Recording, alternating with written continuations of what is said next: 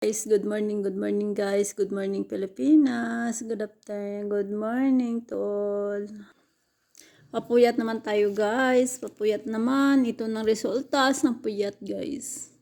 Ayan, yan ang resulta sa puyat, diba? Kasi ganito ang trabaho natin, kulang sa tulog.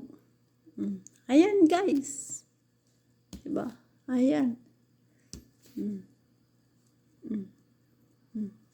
Yan kasi ang pigto. Kulang na lang sa ano guys, daan. Mult na sila pen. At saka, ayan guys. Ito na kasi guys ang epic ng ano guys, ng puyat